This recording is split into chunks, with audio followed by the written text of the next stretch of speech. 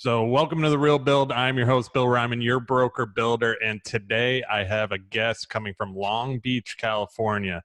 He's the founder of the Urban Pacific Group and oversees all operations of the Urban Pacific family of companies, including business development, capital acquisition, and strategic planning. Prior to forming Urban Pacific, he was the director of land acquisition for a multifamily development division of Urban-based Saris Regis Group.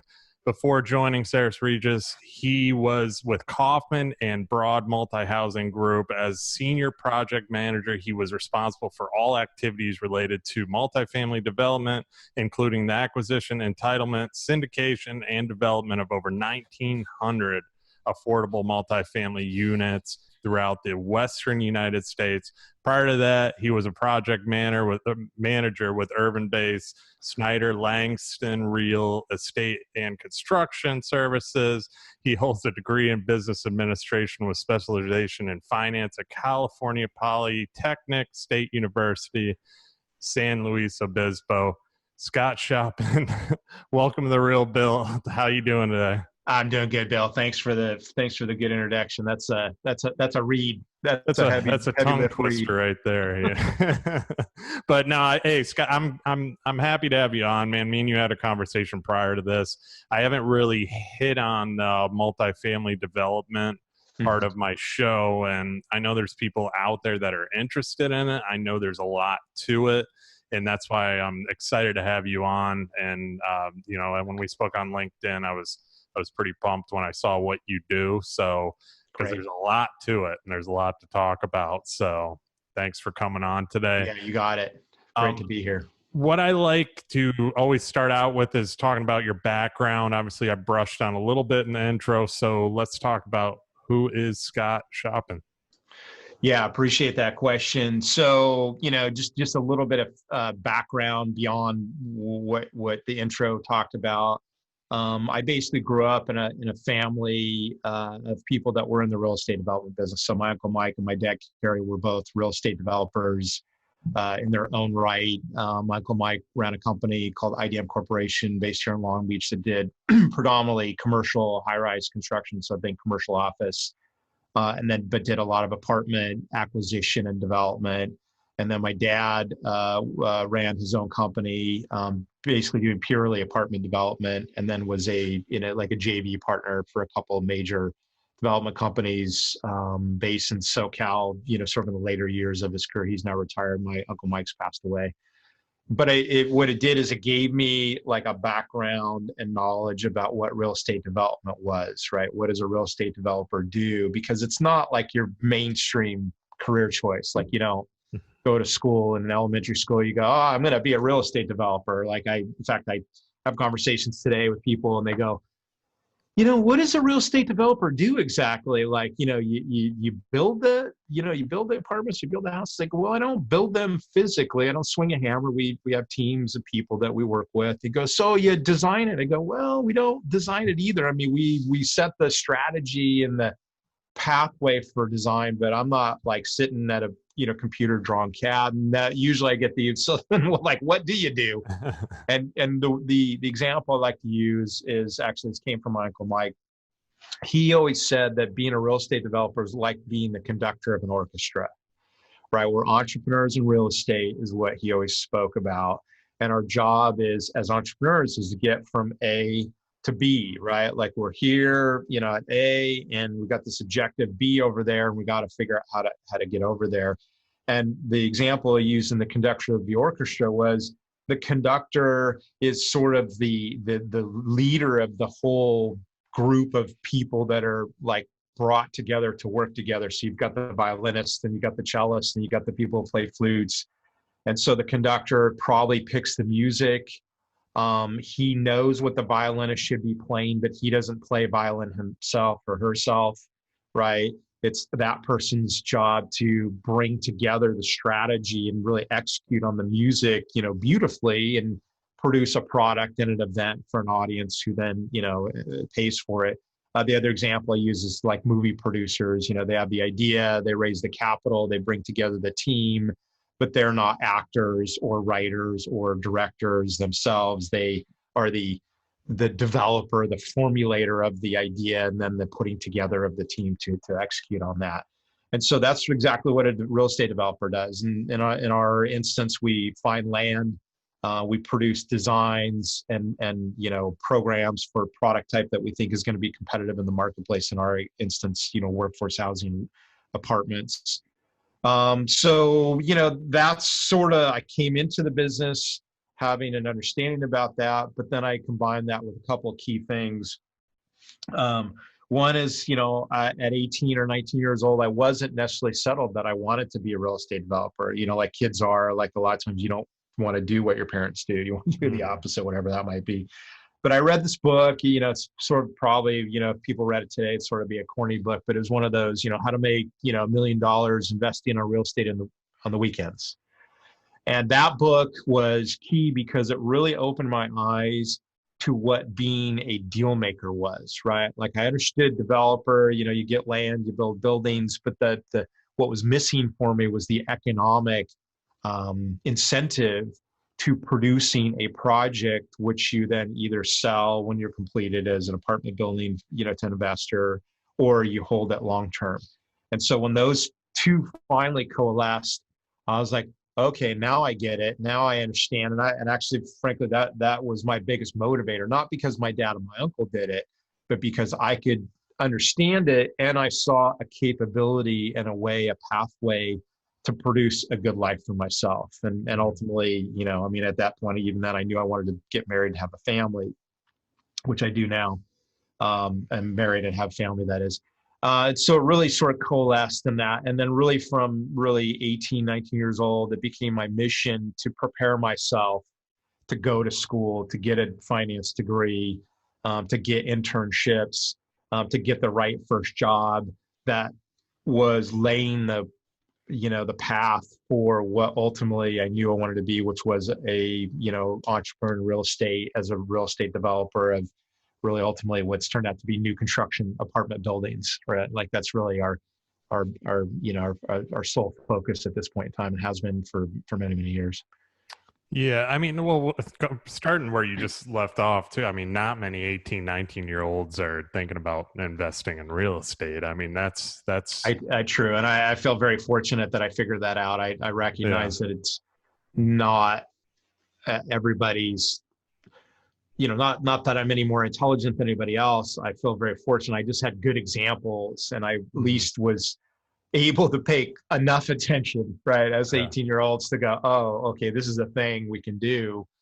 And like a lot of people, Bill, I worked in, for a few years after high school, I worked in the construction trades. In fact, this time period of 18 to 19, that also informed me, like, I don't want to do this. So sometimes it was not only what are people doing that I do want to do, but also experiencing, working for wages and going through that process and understanding what, I saw people that were in construction industry. I was an electrician, which is actually relatively, it's one of the better trades in my mind to work. Use your brain, not heavy lifting, hard labor, although there was some of that. But it really taught me, I go, oh, okay, this is what happens when you're working 30 years in the construction industry. Guys were beat up, bad backs, weathered, right? All those kind of things. And so I also had the great, I don't want to say luxury, what's the word I'm looking for, but I had examples of what not to do also, which I think is key for anybody's learning is, what to do. Yeah, and you working in the construction trade too has obviously helped you. And me doing my research on you, like I did, you kind of gave a little bit of background on your construction experience, and that actually helping you in the development world too, I'm sure. Right. Because you've swung a hammer. I talk about this all the time with building, with new construction, and residential, that, growing up, and you brushed on this too, is it was like a love-hate thing. Did you think you were going to work in the industry that you're working in? No. I mean, I didn't think so either. When I was 18, 19 years old, did I think I was going to be a builder? No, I was a love-hate thing. I hated it. I was cleaning job sites, digging holes and everything. It was the last thing I wanted to do. But you learn that's how you're going to make a living. Like you Mm-hmm. said, you can make a good living doing it, but you can perfect it from what you say your dad did or your uncle did it too. And you Mm-hmm. having that construction experience obviously has probably helped you as well. It has, you're right. And sometimes I may, because like I jokingly say construction is the least favorite part of my work as a real estate Mm-hmm. developer. It has, to me, the most ongoing challenges. Now, Yeah. we work as a developer, so we work in the political environment and city councils and planning commissions. But in a way, in real estate development, you can choose to buy a zone site. Like that's one of the tactics we use in our UTH, our workforce housing model. We'll go buy sites that have zoning already. So we can bypass the political process almost entirely. But for all intents and purposes, I can never bypass building the building, right? I Mm-hmm. mean, I can hire people, maybe we do a GC or not a GC, go direct to the subcontract markets. And I do think it's coming. Maybe eventually the modular and or 3D printed house will become a real, Mm-hmm. cost effective, deliverable model. We're certainly super enthusiastic about that. And, panelized modular housing is becoming more acceptable in the marketplace. But at this point, we still can't make the economics work as well as a traditional stick built, balloon frame, 3-story structure in California. But yeah, you're right. I find myself as I work with my teams that there's a lot of background knowledge I have about construction that informs us. Like one of the things we do as an example is we don't use GCs. We go direct as owner to the subcontract market. So I call it, CM prime, which is meaning we're the construction manager as a developer. We still run the project. We still do the draws. We still, do the contracts with the subs, but we're direct to the subcontract market, like a home builder, right? Mm-hmm. Like a, big production national home builder would. And we made that move back in 2005, even prior to the recession of 2008, because we were having such, in 2005 in California, we were at peak market, like prior to the recession of 2008. Everybody was busy. You couldn't get GCs to, really pay attention. It was their marketplace, meaning they could dictate whatever price they wanted. And, the prices were like ridiculous, right? And they go, hey, pay me this and I'll come do your job. If not, fine. And I get it, right? That's the, that happens in a peak market. So we brought all of our construction operations in house.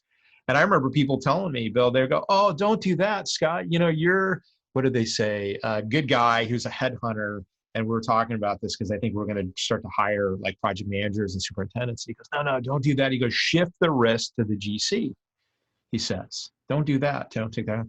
And after a while and, a few breakdowns in relationships we had on projects with GCs, I told him, I go, actually at the end of the day, because I'm the guarantor on the construction loan, I ultimately own all the risk of that process anyways. Yeah. And when a GC doesn't perform, guess who gets, hammered? I do, right? If there's a breakdown, if there's a cost overrun, if there's a change order, if GC just can't perform, even though they're like a good person, like I go, I don't control that risk. I hold it all anyways. And so where we made the moves, we said, yeah, I'm going to bring all the subs direct to us as the developer. So if I have an issue, I'm going to deal direct with the sub. If he's not manning the job, enough with enough labor, I go, dude, what's going on? Right. Like one of the examples I use is, we had a big project, like one of the last projects we, completed prior to the recession. And, I went at like plumber, couldn't get stuff done. We had a big project, like 80 units, podium, underground parking, just crazy complicated job. And the plumber just could never get enough people there. And I remember I'd go by there and go, dude, what's the problem? He goes, oh, I haven't gotten paid. Classic, right? Subcontractor, complaint, right? And I go, well, what do you mean? Yeah, I gave, this guy, the contractor, the GC, let's call him Joe, right? That was his name, but, I won't name any specific names. And I go, I just, we just cut Joe a check for your invoicing for like, 100 grand. So you should have plenty of money. I don't even remember what it was, 100 grand. He goes, oh, he goes, actually, I cut a deal with Joe. He goes, he asked me not to pay him on this job, but he would catch me up on this other job we're working on, which is not our job. And I blew up, right, of course. And it just, those kind of lessons just taught me that, if you get the good GC and the honest GC, then yes, it can work, but there's always going to be the overhead margin of markup that they have. I mean, that's their business. And the model is inherently contradictory or contrary to the developers, because a GC who's good will exploit holes in the plans and look for opportunities to change order. They don't want to take on any costs that are mistakes and plans that they didn't produce. And I get it, but it immediately puts you at odds with the GC. It can be nothing but that way. And even good GCs will still have this issue. And then if you add, hey, they've got bad staff, or the superintendent's not good. I had one job, not the same GC, different GC. I think we ended up with like 4 different superintendents on not a very big job, right? And just guys couldn't perform. They'd be released. We get another new, got to get used to that guy. What's their system? And so ultimately, at the end of the day, that in 2005, although we finished those projects with the other GC through 2008, I just said, look, I'm not doing that anymore. Although there was a higher cost of time and energy and money to some degree. One, we can reduce the GC overhead load on the budget. And we traditionally right now on our UTH project, we don't charge GC fees. We just, like you're getting the investors and us, we're getting our work at cost. But I'm direct to the subs. I build good subcontractor, or our teams do, PMs. Trusted relationships, guys that do this thing over and over again. Now we're helping them by basically building the same unit type over and over again, like production style. And that does have a higher cost, but I have much more control. I can build a good subcontractor network that performs. They know our product. We're always collaborating. Hey, change this spec, change that detail. And we're getting, right now we're on our probably 6th or 7th UTH project in our workforce housing business plan for the last 3 years. We're the most efficient production building I've ever had in my career. And I'm happy for it, right? I would like it to be, as efficient and effective as possible, right, in that, old school construction domain. Yeah, which all that experience too is probably help create that, obviously, too. Yeah. But with what you said about having the GC, you are correct, is that any good GC, they're going to charge a premium on top of they're going to want to correct the errors. That's probably that resonated with me, because we don't do really any investor stuff. I've had investors come to me. They were with other GCs that were a lot less money. And then that didn't perform. Yeah, right? They always come back, and it's like every 2 years I see the same investor that comes back, and he's like, and you're like, dude, I told you don't work with that guy, and you didn't listen to me. And they end up going right back to him because we price it out, and then they don't like our cost, and then you got to tell them, dude, when are you going to listen to me finally? Like I'm telling you, I'm steering you. So every 2 years, every 2.5 years, you come back and you say, this guy, and he's horrible, and this problem and that problem. Well, we're not. It's not for everybody. Doing your own is not like, I have developers still that go, I could just never do that. And I get it. And by the way, if we didn't have our UTH production model, like the design and the construction type and style, I wouldn't do that. Right. Like if we took on, if we're going to go do like a high rise building in downtown LA or downtown Long Beach, then I would make the assessment we're not capable in that space. We don't have the superintendent, the project managers who know high-rise construction, wholly different network of subcontractors. So it's very specific, but we've shaped our business plan to utilize that capacity in a way. Now, I've always liked the idea of getting to a simpler construction model, right? We've done tons of podium buildings, underground parking structures with, units stacked on top. And in fact, why we do the simpler models, because those were so challenging and so complicated. And if you didn't have the right GC, right architect, right structural engineer, MEP, if those guys didn't work together well, again, I inherited the liability of the execution or lack thereof in the project. So part of our model is like simplify the type of product that you build. Now that happens to meet with our like market segment that we want to serve, which is workforce housing. But all those have sort of come together, coalesced in this model. In fact, I say to people now, we'll build the UTH or urban townhouse model for the rest of my career. And I have 3 kids that are, oldest is in college, and I had, some thought of them coming into the business, and they'll decide whether they want to do that or not. But this is a legacy that I think we can pass on. to go, look, we've built this model, this simplified production oriented middle income workforce housing model. We're going to own them long term, and it's, delivering units into an undersupplied part of the marketplace. So Yeah, and let's go into that a little bit too. So, I mean, you chose to get into multifamily. Obviously, that was your path. Why multifamily development over, let's say, residential development, yeah, or, flipping homes or yeah. rentals and stuff like that? Why'd you choose? Obviously, family was related in this too, but what are some of the other reasons? Yeah, it's a great question. It definitely was related to family. Like, again, back to that like statement I made of, I understood what Mhm. a developer did. Now, developers, in many cases don't only do development, they'll do investment. In fact, Gotcha. my uncle Mike's company was IDM, which was investment development management. That was Okay. his, that was the three things. So I think it's a good question. I don't know that I ever considered, like, I didn't think of it like, oh, I'll go into real estate investment versus development. So I think just from that time period where I decided I was going to be a developer, I had been around apartment projects. And when I was in the trades, I worked almost exclusively on new construction apartment buildings, in the So trade, in you the learned electrical it, trade. yeah. But I don't know that I ever like sat down and said, oh, home building versus multifamily development, right? I think I just had that background. But I think also just some various things inform me. One is, like apartment development versus home building to me seemed more sophisticated, right? Like Hmm. you had, and certainly home building is a very sophisticated business and has institutional investors and publicly traded companies. So I don't mean to downplay that, but I think in the context of people who are in the business, I think multifamily development is seen as a bigger challenge, but I guess maybe that's just Yeah, my perception. that's I'm sure people listen to Scout, they don't agree with me. But for me at the time, this is what I perceived. So that's part of what informed me. When I got out of college, I actually interviewed to be a superintendent. The job that I wanted, working for Mike Costa at Kaufman and Broad, which is one of the companies you referenced in the introduction. That was my dream job. I was in competition for to be hired on with Mike, but it wasn't yet time. I'd graduated, and he needed another year or two to get that division of KB open and up to speed.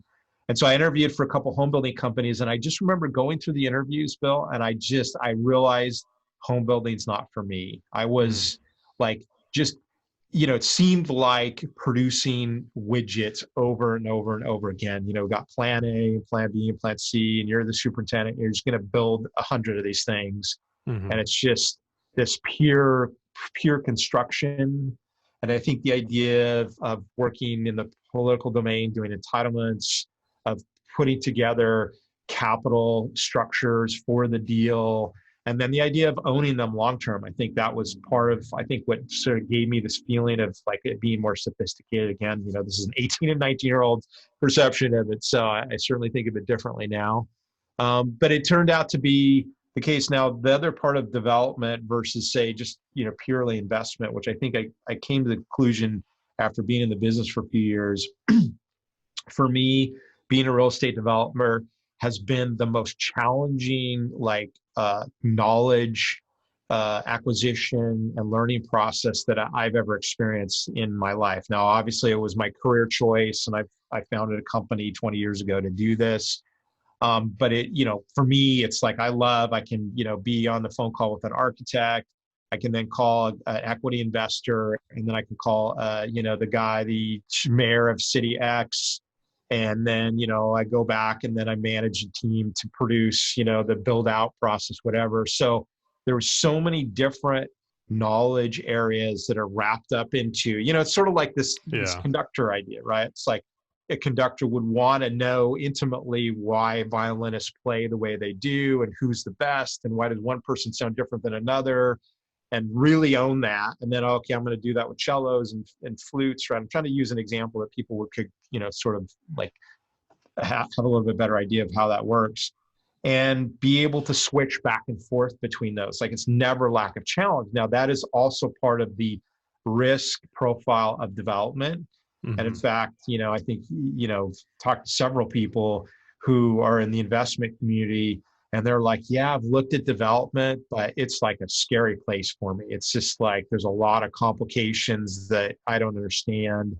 The zoning process is sort of not your normal, the political zoning process, entitlements and all the rules and regulations go like that's not a mainstream knowledge. People I think know how houses go together when you build them, right? Oh, you pour the concrete, then you frame it, then you do this and do that. Zoning and politics and planning commissions and rules and regulations. And by the way, we're in California, which is the most complicated place in the United States to do that. So you get to learn that on steroids. So I think development sort of became, I think I was intuitive about it being challenging. That's why I use the word sophisticated.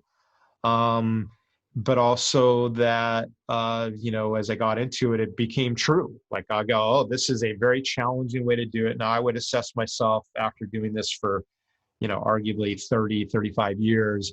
I'm to a point where I know it really well. There's always stuff to learn. There's never a lack of stuff to go, oh, some change, market changes, politics change, construction methodologies change. But that informs me in the decisions I make is how we structure how we do business, like the product type, the locations that we build in, the idea that we talked about the construction being run in-house, the architecture teams that I work with, we want to work with high trust over and over, companies that have produced for us over and over. And we sort of shed all the BS, right? People don't perform. I don't think I'll do any more podium projects, in my career because I experienced them. They were very complicated. We actually got relatively good at them at the tail end of the life cycle of doing those, but it also says, I don't want to do that anymore. It's like, there's a lot of brain damage in that. And, we just, it's not that that's not a valid way to produce development projects. I just go in relative terms. I want to increase my chances of success. Maybe think of it mitigate my risk more, lower my risk, or be producing projects in an area that we know better and have better networks, right? Where we can perform better. And in fact, the saying that I use, Bill, is that complexity is the enemy of profits in real estate development. The more complicated your development project is, my argument, my thesis, and it's proved out over time, is that it's just going to cause it to be a longer project, more time and schedule, more complication and chances for breakdowns, right? If you have to do entitlements, let's say you have to do a rezone versus buy a site that's by right with no rezone, I'm going to say the zoning is always going to be more complicated, right? But, you have political bodies, planning commission, city councils. That's just a place that's more complexities built into it. You can't eliminate. Now, different cities have different levels of that complexity and that risk. But I just go, hey, if I don't do that, if I choose a site that doesn't need any zoning, I just skip that whole entire risk profile or part of the risk. Great. Now, people, like doing entitlements and there's a lot of value to be added there, by the way. I mean, I don't say entitlements are inherently bad. I just say they're more risky. But if you do it well, and I know, in fact, we've done it where we've entitled land on several projects where we just turned around and sold the entitlements, have the land contract, got, a tract map and zoning and, whatever political, actions we needed, and turned around and just said, hey, here you go, new developer or other developer, we're going to sell this package to you. And, I might argue that we've done better from a profitability given time spent and profit produced on those projects than we did in all of our other projects, the types of projects that we did. But at the same time, the risk is higher, right? So that's why it's rewarding. So if you can do it correctly. So I just, I'm UTH, our urban townhouse workforce housing model, is the coalescing of all those things that I think can be done cost effectively, to produce yield for investors and ourselves at the lowest complexity level, right? And then we want to get into a mode of where we can just produce those projects over and over again. We know how to do it. We get better database of historical costs. We know it really well, same teams. And then we just have to be in a story of, are we correctly meeting the marketplace, right? Is our product to those renters correct for the marketplace? Are we delivering units into undersupplied category of the market, which we are, middle income renter families in California and major urban metros? So there's other characteristics to it besides, the construction and the political side. But if I look at UTH, it's the biggest, how can I put this, the most powerful and effective combination of risk mitigated, higher chance to execute successfully mix of different things in the development model that I've ever had in my career, and doing that by design, by the way.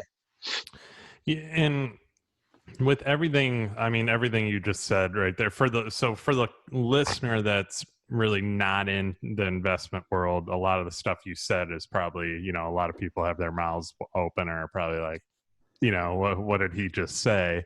Yeah, and obviously it's a lot of long-term learning, and that's in any business, but with yours too, me being in the building world, I grew up in it, I'm still learning. I mean, there's still stuff, and especially with custom homes, codes, stuff like that. You have a lot of other pieces within what you're dealing with too, as far as dealing with, land issues and so on, and zoning and all that kind of stuff too. There's a lot more into it, but the long-term gain on it as far as investment is a lot better, because you're holding many doors. It's doors versus, we're building one house, one door, versus you multiple doors, multiple investors, renters, whatever. You own the property, your investors do. So I mean, let's do like go to a simplified timeline, or more of a simplified timeline of, let's say, somebody getting into commercial development, like how, not coming from a family business. Let's say they got some capital, maybe need to raise capital. Where do they start? And then let's go through the kind of timeline on that. So happy to dig in. Let me just ask a question. Is this person coming into it already have some background in development, or no background in development? Let's start with no. Okay. Let's make it harder. So, yeah, right.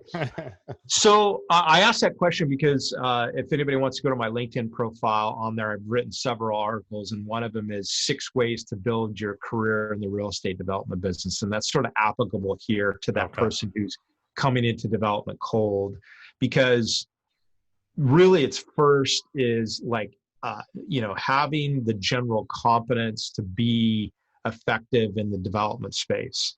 And there's no like standard. It's just like, you go, can you be the type of person, have the type of knowledge in order to execute on the deal and make money, right? Because lots of time people go into the development business for the first time. This is why it's scary for a lot of people, because they've seen people do that.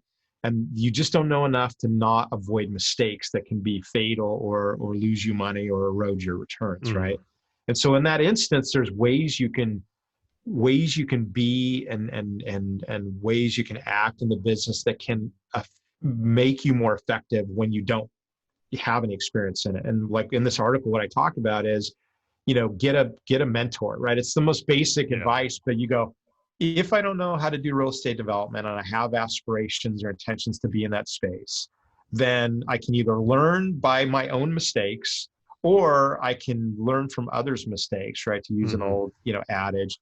And the way I go about that is get somebody in the business who's been there and done that, and make them an offer in whatever way would be attractive to them, to have them be part of your team, cut them an equity piece in the deal, or pay them a fee. I mean, hire them as a project manager. I don't know. I'm making all these up. But you're basically acquiring knowledge that somebody else embodies. They already have it. They've already been through all these things. That's one way. The other way is to joint venture. I was listening in the mornings when I go on a forced march in the morning. So I walk several miles in the morning. So I listen to podcasts. I was listening to Michael Blanc's podcast, if anybody's familiar with that. And he's a real big advocate of joint venturing your first deal, right? If you're trying to buy apartments and be an apartment, owner sponsor, he's like, you got really, go get a joint venture partner. And I make the same claim in development. In fact, it's even more important to do that. And that could be the equity stake that I described for the mentor. You just say, hey, you find somebody, I found this piece of land. Maybe I've got some capital from friends and family. I'm going to JV with, Joe Smith developer in my local area. And, and you got to make good assessments about them to make sure they're good people and good selves and trustworthy and all that stuff that, is necessary to have a successful partnership. But then you just, again, you're buying their knowledge by having them participate in your deal. And I will tell you, as a developer, like if somebody brings me a decent piece of land and they figure out, it's got the right zoning and they've got it tied up and they've done some bird dog work on it. I mean, we do this all the time. In fact, I have a guy who is a project manager now on our team, Francis Moreno, and he did exactly that thing. He found a deal, amazingly put it together, got general plan amendment rezones, got this whole thing, bought the land, found some early equity investors. But when it came time to actually build the project out, he got stuck because people in the investment community didn't see him as, fully capable to actually execute on the construction of it. And so we actually met on Bigger Pockets of all places. He reached out to me, and we now actually are about to finish construction on this project. And then I invited him in to become an intern. He's now basically a part-time project manager with us, and we'll come on full time. And we just had a conversation yesterday, and I said, hey, you've learned a lot, right? Crash course in everything. In fact, to me, you will get this, Bill.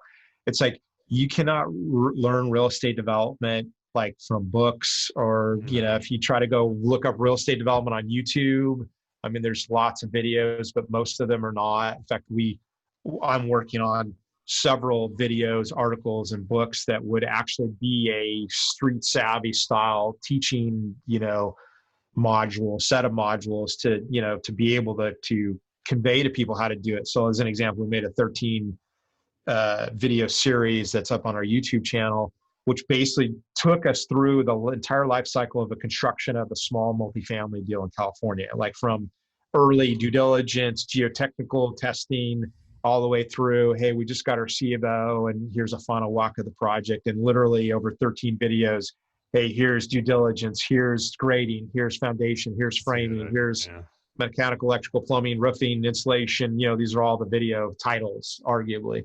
And we did that intentionally to be able to do that. But Francis, in this example, and then sort of go back to my answer about mentoring and JVing, is that you really have to be in a deal and go through the deal and learn all the millions of little small decisions that are made daily and all the challenges that come up. And that's why it takes somebody several years. We look at the 10,000 hour rule, right? Malcolm Gladwell and his idea that it takes 10,000 hours to learn something at expert level.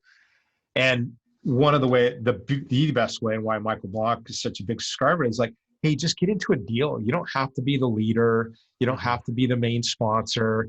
You don't even have to, play a big part of it, but just be in the deal, observe how it goes, ask lots of questions, maybe bring some capital. I don't care what it is, right? And do that, one or more times. And I promise anybody, after like just a handful, like Francis, I think by the time we finish probably 2 full deals, full cycle, he will be like a relatively effective project manager, where I could at any point go to him, hey, Francis, we need to go into plan check, get ready for submittal, go. And he knows all what to do. He may still have little, techniques of how to overcome, unusual challenges that are, happen in any project. So I don't know. Does that answer your question? Hopefully it does. Yeah, no, 100%. And I'm a big advocate on what you said too, because it's not easy what you're doing too. And for somebody to just hop into it without any experience, even if they had the capital. Yeah, dude, I would say to somebody, in fact, I've done this on several times, not to keep going on the answer, but I had several people that we basically sort of advised, they paid us for our knowledge in the way that I described earlier. And I told them, hey, dude, don't do this. Yeah. Like, don't do this project. Like they wanted to go build a really complicated, in fact, one person wanted to build a podium deal. I mean, he's doing it, and I think he'll survive. But I go do a duplex, go do a fourplex, right? I mean, or JV with somebody on that bigger project, but don't take on that. Again, this complexity is the enemy of profits, right? If you have not enough knowledge and you up the complexity level, that just increases your likelihood of failure or eroded returns.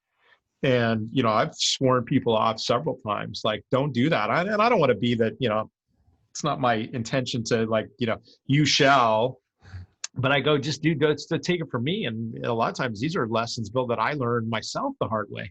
Like we did projects that we should never have done, bigger stuff that we sort of made the leap too soon. And in fact, when we started the UTH program 3 years ago, we sold off all our podium projects, did really well in 2016. Project development had recovered from the recession. We intentionally started the UTH program really small and really close to home, and we called it the demonstration phase. And I really wanted to be able to prove the model, to work through like low exposure projects where if something happened that like we didn't know enough about this. Our UTH product is a 5-bedroom, 4-bath, 3-story townhouse, a very unusual rental product, and untested in the marketplace. No one's doing it at scale. And so having learned those lessons, I go, oh, let's start with this demonstration phase. Let's test the model. And if it blows up in our face, we'll survive, and we'll have learned a lesson and move on. And we ended up proving the model in several different, ways that are important to development, construction, execution, and cost. Do we achieve rents, and do we achieve values? Those are the three that we were testing. And then by the fourth project, which was the final one of the demonstration phase, we really, learned a bunch of lessons and stuff that we know how to do construction, but we learned something new, or we found the right sub to do this or do that, and we got rid of that other sub. And I remember we had a horrible time with of all things, surveyors on the site that we did, one site. And we committed to this one guy, one survey company, and it was just awful. And I remember I waited way too long to fire the guy and go find another survey and pay them whatever they needed. Surveyors are really super busy and have been since like 2014. A lot of people went out of the business increased, and all of a sudden every surveyor is like, dude, I can call me in 3 months and I can go do your boundary survey. And I just hung on way too long. And I look back on it, I go, wasn't, this had never been an issue before. And, I'm a fairly patient person, but I let it go on too long. This is an example. So we've continuously sort of weeded our team of people that didn't perform, got better people that did perform. Usually costs will go up to some degree, but we're working on that as well. And so now we're on our seventh project, the UTH program. And we really dialed this program in, at least in our SoCal market. We want to expand in other markets. And it's really come to the point where we're really fine tuning it right now. We're just really systems designed to make it just ever more efficient. And more importantly, take me out of the, I don't manage almost any of these, processes anymore directly. Like we have team members that do that, but I'm still in sort of like some design to make it more efficient. And eventually here, as long as the market doesn't change dramatically on us, we'll have a full-on production, building and development model where I can then, completely focus on, strategy, which is where I'm best, raising capital and, watching the market change and adjusting to that.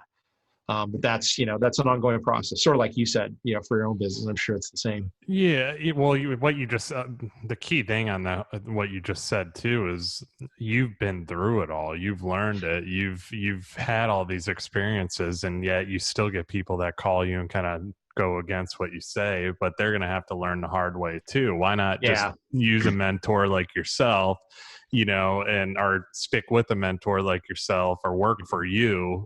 Sometimes I've even said, and some of these guys too, like, even in real estate, like a lot of realtors and everything going on that example, they say, how do I get started? What do I do? Well, go work for the top producing broker for free. Just tell them you're going to work. Exactly right. Around. Be like, hey, in fact, that article I said, go work for free. And I still, to this day, Bill, people go, really? Do I have to work for free? I go, hell yeah, man. Well, I go, you will get it's an education that you can't pay for it. Right. It's like, one, you have to get the right person and make them the offer. But I all the time, and I've had actually people who wanted internships with us, and I said, hey, you'll work for free. And they go, I don't want to do that. And I go, I get it. I'm not like wanting to, hammer on people that, because sometimes people got to make a living, and they can't switch careers. And I go, I get that, but I'll give them offers. Hey, work on the side, keep your day job, go find land on the side, the weekends, the evenings, man, you got that time, and go work for free, make the offer to the developer. Hey, I will go find sites for you. for free, no obligation. You don't pay me. Yeah, I don't get paid until it's successful. But when we do, I want to be part of the deal. I want to sit on your shoulder and learn, right? I want to go to meetings. I want to read There you documents, go. right? In fact, this is one of the offers I make for people. Like if we're um, having people that bring us JV deals, like a land JV, like, hey, I own the land. I want to put it into a deal. We work together. I go, great. And then I always offer them, hey, by the way, if this is a career aspiration of yours, I'll offer, we'll teach you. Now, I can't be me. I don't have the capacity but go to meetings, read the documents, be on conference calls, be on Zoom calls, and just be there. Or we'll answer questions. Like I don't like, you're going to be part of the deal in essence in the JV.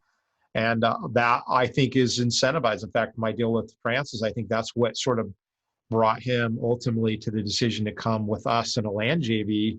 Was I said, dude, when you work with us, you're going to learn. I'll like, if you want to spend some time, I'll use you.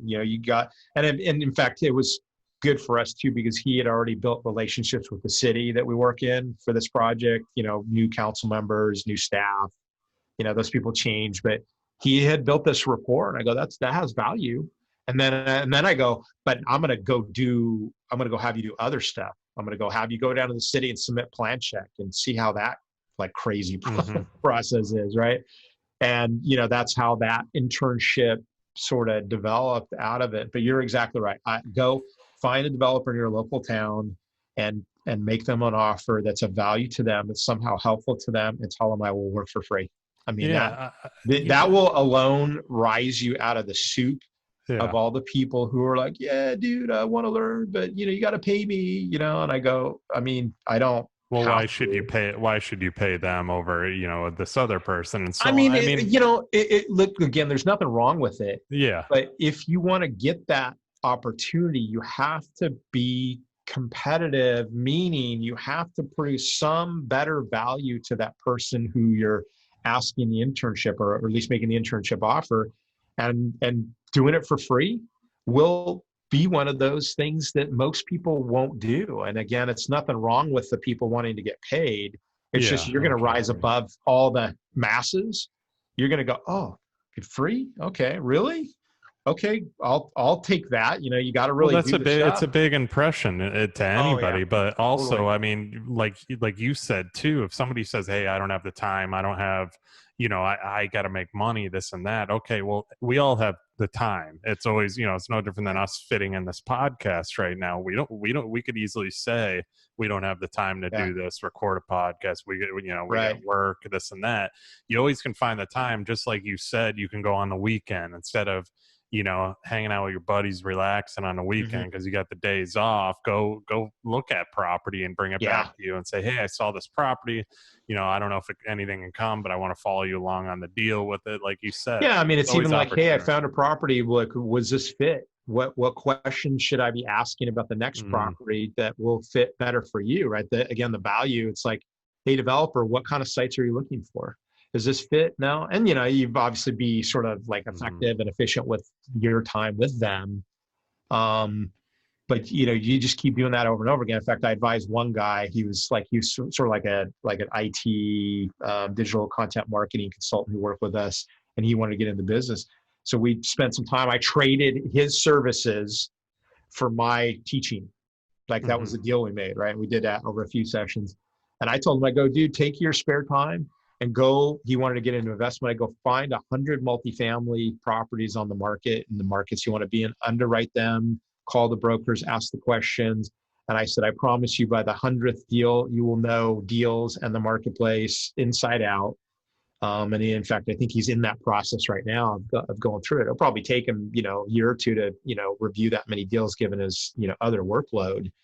But if you're after it, think about it, take a year or two to like know the market probably better than a lot of general investors who use brokers and aren't that close to the market. You probably may know the market better. And then you find the really good deal, and then you take it to that JV partner, and the JV partner goes, holy shit, this is a really good deal, man. How'd you find it? Oh, I went through 98 and then I found this one, and I know the market so well now that, I know this is a good deal. And so you have this sort of, knowledge of the time you spent. That's, you can't like buy that, right? It's valuable. One thing I wanted to talk about too, because Mm-hmm. you're in workforce housing, you brought that up. So what is workforce housing? Just so Yeah. people know.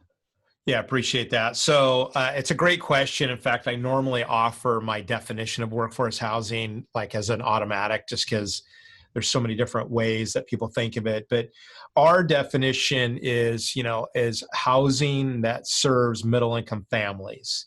Now, people can argue that, hey, it means, true affordable housing, right, for low income families.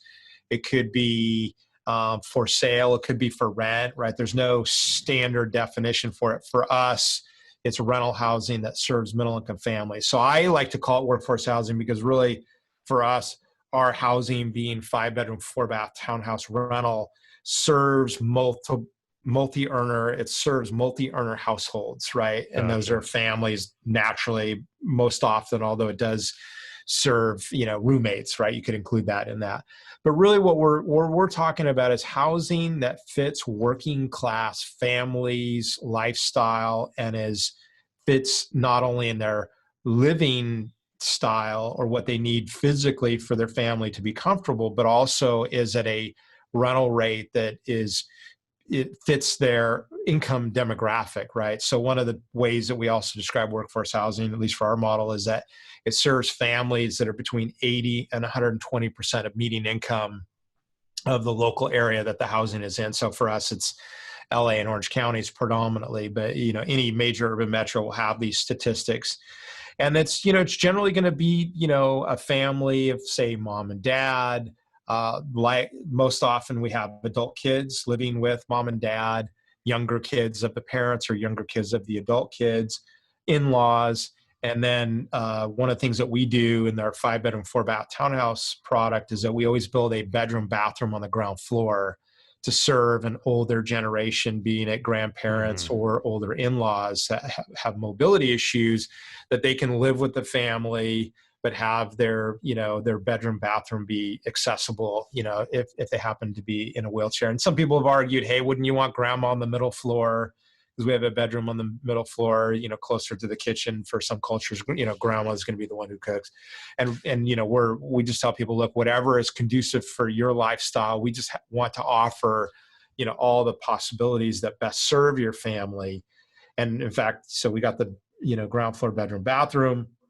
We have a 2-car garage, private direct access garage, like a house, right? That's unusual in the apartment marketplace. In-unit laundry room. And then the thing we look at is 4 bathrooms, right? Think if you're a family of 6 or 8, 4 bathrooms is a big deal, right? That's actually usually everybody's getting ready to go to school or work in the morning. Your bathrooms become, like a constraint. Like, you gotta, sort of, makes it harder on your family to live effectively. So again, it's rental housing, 80 to 120% of median income, middle class working families. You could call it blue collar housing would be another way to describe it. Gotcha. And let's go. So I want to talk about like the process a little bit more too, because obviously raising capital, that's, probably the initial point too. And then also kind of brush on placement. So how do you distinguish, all right, where are we going to put these multifamily units? Where are we, how do you distinguish all these things? How do you, as far as raising capital, where's that coming from, and where the placement of the building is going to go? And then obviously you already talked about the construction and how you go about, your subs, you have your certain subcontractors. So let's go with, talk about capital and placement. Sure. Yeah. So I'll answer the second question first. So placement and what I listen when you say that is, where do we locate our projects? Like what neighborhoods, what cities, right? That the way, okay. So the thing that's interesting about the families that rent in our units is that they already exist in this environment. In fact, I met with a family office, probably 3.5 years ago. And the guy who was like the lead investment manager, he had an interesting question. He goes, Scott, these are big families. He goes, how do you put 2 families that don't know each other together? Like they don't know each other. Like, how do you do that? How do you know them? And I go, oh no, you don't, you're missing it. I go, these families already exist in this environment. They live in these neighborhoods already. They just happen to live in housing that's not a fit for their family lifestyle. So as an example, we find many families that are moving into our units are coming out of 2 units in another apartment building in the neighborhood. Maybe it's side by side in the same building. Sometimes it's, hey, grandma and, younger kids, live down the road or whatever, like adult kids and grandma live, 2 blocks away, and, parents and younger kids live in the other unit. But the key to think about this is that they have an economic sharing lifestyle. These are families that culturally live multi-generationally, right? That downstairs bedroom, bathroom being, one of the key ways that we serve that. And they also share incomes and expenses across the broader multi-earner household, right? Okay. And so what this does a couple things. One is it allows them to afford housing at a rate that is not damaging to their capability to sustain their lifestyle and at least live a decent life, right? They're not overburdened. And the reason for that is because basically when you share rent or other costs amongst 4 earners or 5 earners, or how many ever are in the household, that means each earner's load on the household and the family is less, right? And so the jobs that, like a lot of times you hear the statistic where they go, oh, it takes, you need to make what, $54 an hour working full time to afford a 1-bedroom unit in California, whatever. I have the stats wrong, but you get the gist of it. And that's true if you're 1 earner renting 1 apartment. But what if you're 4 earners renting a 5-bedroom unit? What you're doing is you're spreading the cost amongst more earners, which basically allows you to attain the housing more affordably, to going along with less poverty rates, right? When you have more people producing income for the family group, there's much less likelihood for them to fall into poverty. But also, interestingly enough, in a recessionary environment, that family is more defensive and stable because they have multiple earners. In fact, the terminology I've been using recently is recession resilient. In other words, our UTH, Urban Townhouse model, is a recession resilient new construction housing investment, right? That's how we speak it. And the 3 main things that I say make up recession resilient, like why is it recession resilient, is multi-earner, right? More sharing of incomes and expenses across the family group. 2, that because we're serving these middle income large families, multi-earner households, it's undersupplied. Like we're one of the few, only a handful of maybe 2 or 3 people that I know in the marketplace that are delivering this kind of product. And we're the only one doing it at scale. And then the third is that these families have very strong social networks. In fact, I describe them as being sticky, meaning they have kids in school. They generally have their churches down the road. Their extended family is around them, right, in the local community.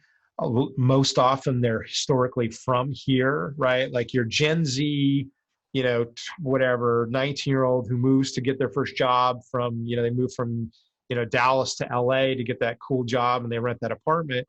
Well, the thing is, as soon as that job situation changes for them, 2 things happen. One is they have 1 household income. They can't afford that unit anymore because they lost their job. And 2 is that they're from Dallas. So they're going to, guess what? They're going to go home. They're going to move home with their parents. And I don't wish that would have to happen. But if you look at the statistics, in a recession, people move home or they combine their family together. In fact, Pew Research did a study in 2007 or like 2010, and they studied the era from 2007 to 2009, meaning the main part of the damage in that recession in that era. And what they basically determined was 49 million households combined together when they had been separate before, right? And they didn't have a specific number of people, but if I said each household was 2 people, that's 100 million people moving together, right, to share incomes and expenses. I guess you're going to hear the steam coming up over and over again. And they do that because that's what people need to do when underemployment or unemployment comes and they need to share incomes and expenses. They move home to do that, right?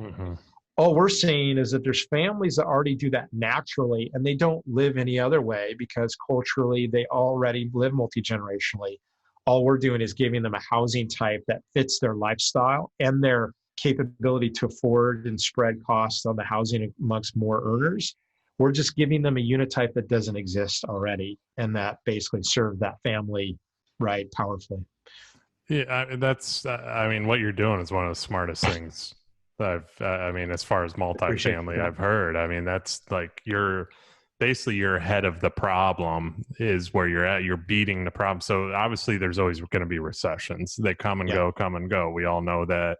As far as economics 101, I mean, there's going to be another recession. You would think that, Bill, but not everybody holds that like you just spoke it. Yeah. But you're exactly right. In fact, I study with a group called the AGI Network, and the principal of that group is named Toby Hecht. And he, when I first started learning with him in 2012, he's like, you know what? Look, markets are fundamental. They go up, they go down, they go up, they go down.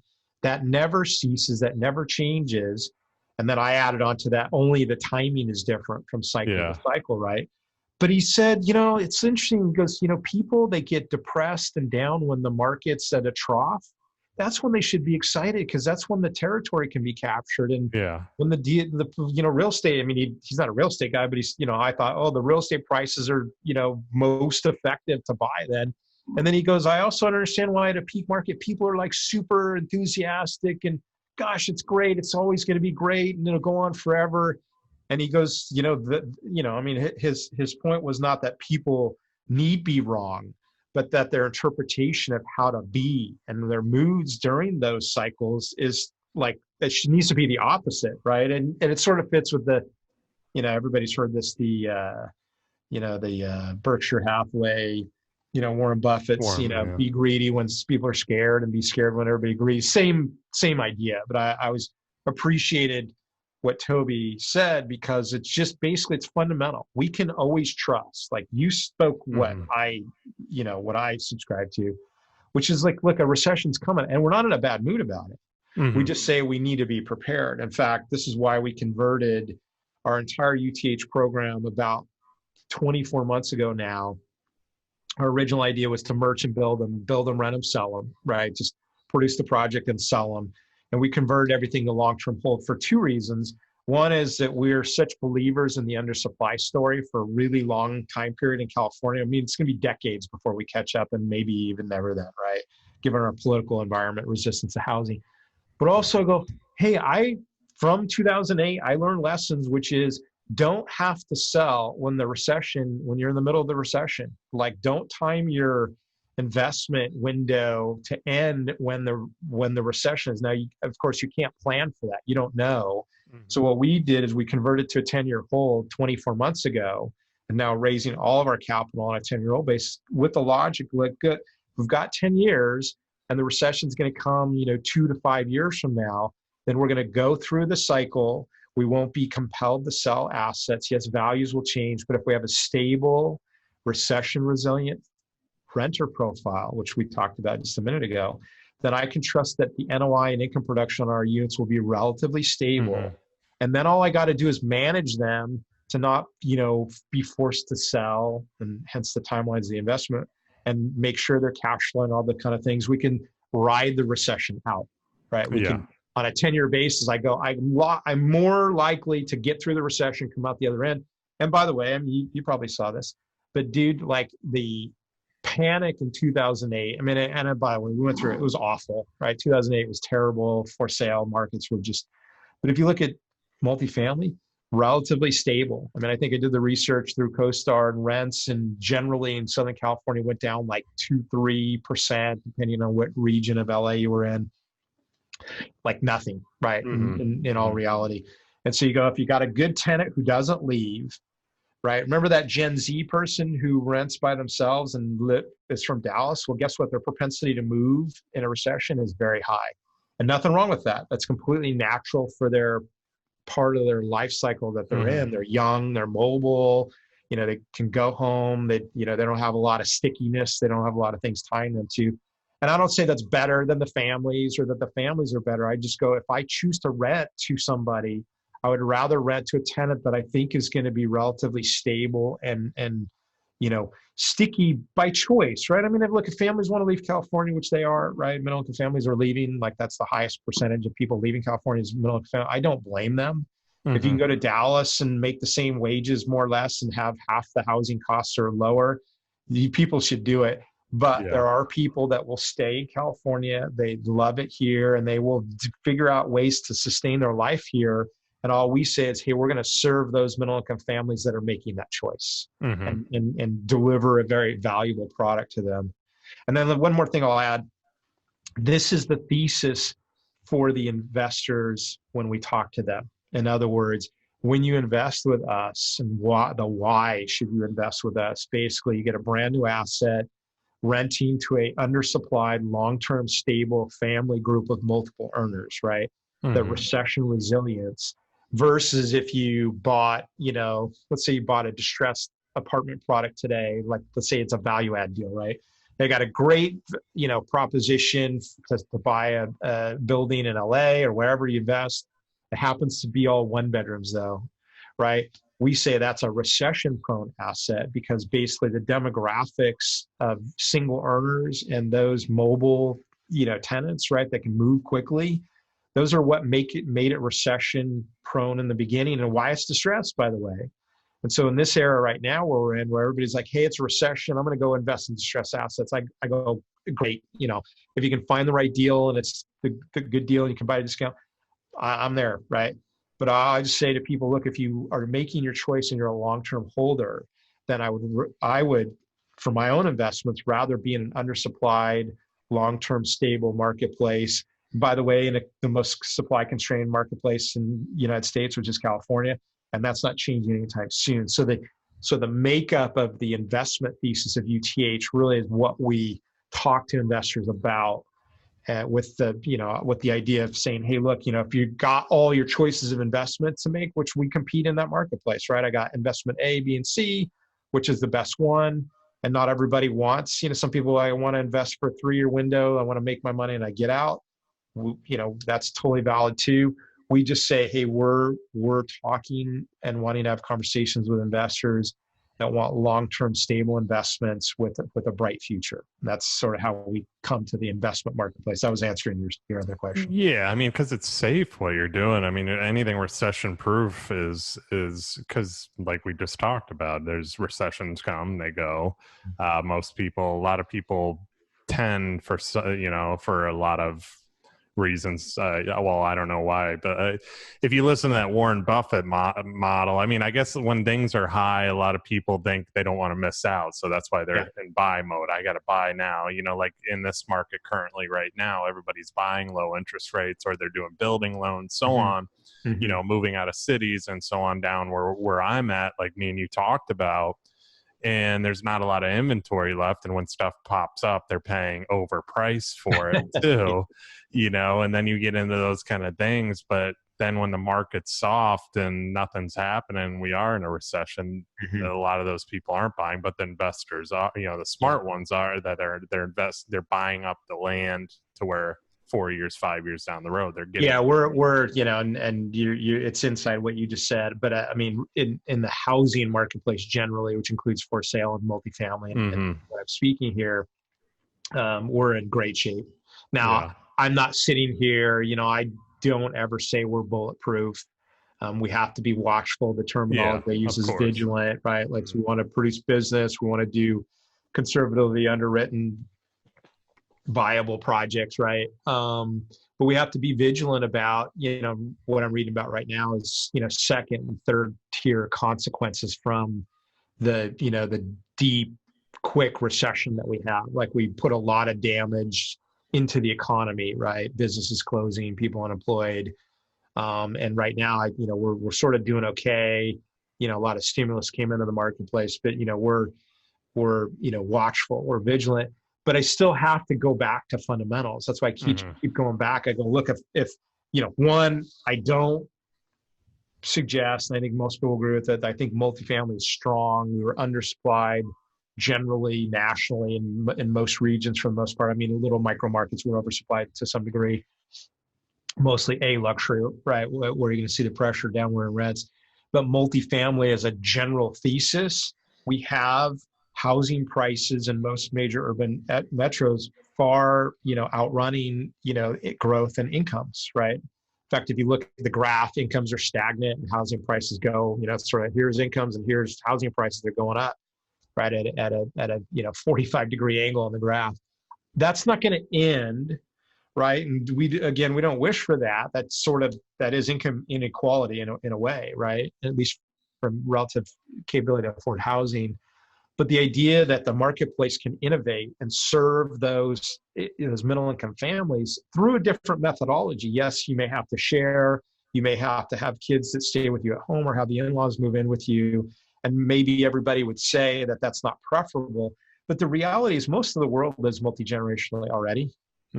Like, the American marketplace, the traditional nuclear family from the 50s was completely an anomaly in both historical terms and general population culture, right? You go any Asian country lives multi-generationally, like they wouldn't even think about living any other way. It would seem strange to like not live that way. Obviously, a lot of the Latin American cultures live that way. I have people come to me all the time and go, dude, I totally get what you're doing here because I grew up in a house like this, and I totally get that. And what they say to me, I go, well, do you live that way now? And some people do, some people don't. I go, why not?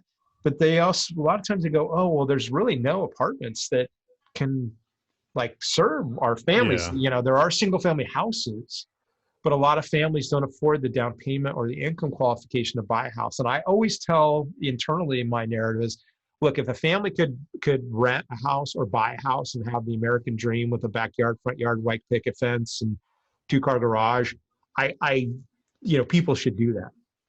But there's a lot of families that can't. And so then we go, but is the marketplace serving them? And if it's not, that's where we want to be. In fact, that's exactly, why we've arrived at this. So, there's a lot of compelling logics that far outweigh like this recession, right? And also the other thing I'll share with this, there's a great website called calculatedriskblog.com. Calculated risk for short. It's written by a guy named Bill McBride. Bill was he's not an economist in the normal way. In fact, it's sort of like a Fortune retired, executive from a Fortune 500 company, but he writes a lot about economic, goings on. He does great graphing. That's one of the reasons I go, but he writes a lot about housing. And he made the claim, he called the 2007 before it came, he called the bottom at 2011.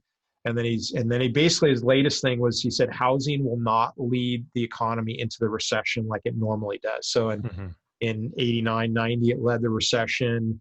In 2007, clearly housing led us, like it dragged us into the downturn, right? It's traditionally. And he said, housing won't do that this time because we're still in a hangover to some degree from 2007, right? 2008. And that actually turned out to be true. In fact, he went on further to say, the economy is really good, of course. It's gone very long, right? We were in the 10-year economic expansion, longest in U.S. history. He said housing's not going to lead us in, but he sort of made the claim and it turned out to be true. Some black swan event is what he thought the logical, and he didn't know what it would be. And certainly no one could have anticipated coronavirus. But all that leads back to this fact that we generally are still, for the most part, undersupplied, given what you talked about, people wanting to move to suburban markets, move into, from blue states to red states is another move we're seeing, urban to suburban. That's bolstering the for sale marketplace big time. So that's very healthy.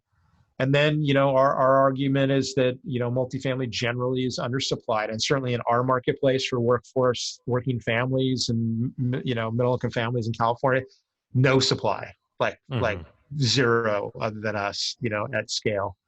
And so, we're bullish. In fact, we're accelerating our business plan right now because not only do we have these stable renters and people continuing to want to lease new units, we've got good velocity on new leasing, but we're actually starting to see advantage being gained by lowering land prices. And I haven't seen construction pricing decline show up yet.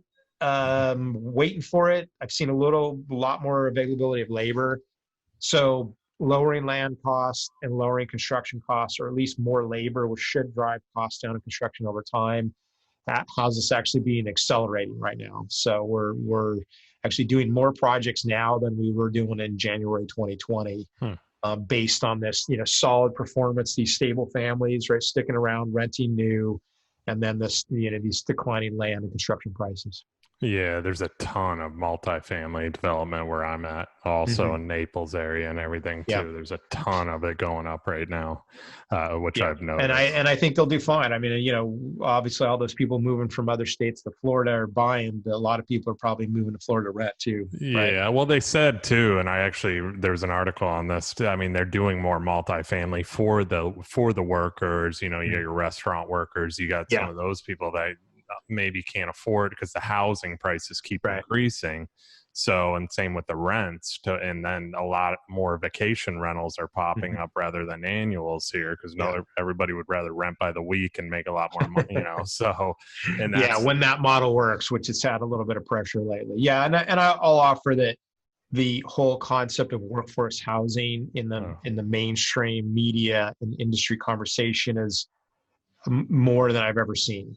Right, like mhm. the idea that cities and city councils and local businesses are like, yeah, we need workforce housing. Like this is a real thing for us. I mean, in California, we're the leader in that space, unfortunately, meaning that we've needed workforce housing for probably decades. Um, but that's become a mainstream conversation. Like when you say workforce housing, people go, "Yeah, I know about that. I know somebody who probably needs it, or my company needs workers in our market, and they can't afford the housing, or whatever the narrative is that they have about that." Mhm. But it's certainly becoming much more commonly talked about generally. So one thing that I wanted to touch on too with you is, so how do you decide what to develop also, like Mhm. size wise? I mean, whether it's duplex, fourplex, how are you deciding that? And then what are you charging? How do you decide what to Mhm. charge for rents? How do you distinguish that? Is it area related? Where are Yeah. you going with that? So part of what before we talked about, I said these families already live in these communities where we're building. So what that means is that generally we're finding land opportunities in really B and C neighborhoods. Okay. We're for the most part not competing with any, your luxury A multifamily developer and then whatever neighbor, the better neighborhoods in Naples or better neighborhoods in Hmm. Long Beach or wherever it is. We're really purposely avoiding those marketplaces for a couple of reasons. One is, first and foremost, it's not where our families live naturally. Like we want to really bring the housing to where they already are, and that increases their incentive to move, right? Because it's an easy decision. Hey, I'm already in Fullerton. My kids are in school. I can move, a half a mile away, and it's still Fullerton, and my extended family is around. But also, because we don't have the competition in those neighborhoods, really we're able to buy land much more effectively, both in the cost of it, but also in the how can I put this? We're predominantly pursuing sites that already have zoning in place and not doing major zoning, Yeah. entitlement work or general plan amendment or whatever we would do in California.